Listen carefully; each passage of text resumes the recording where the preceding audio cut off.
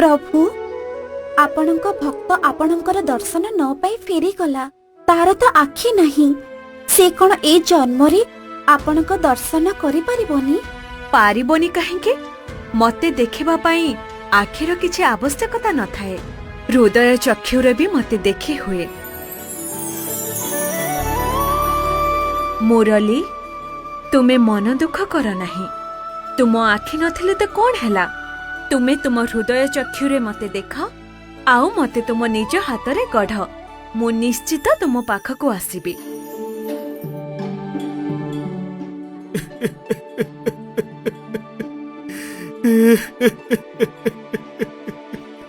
प्रभु कुआड़े गल प्रभु तुम्हें मते छाड़ी की कुआड़े चली गल प्रभु।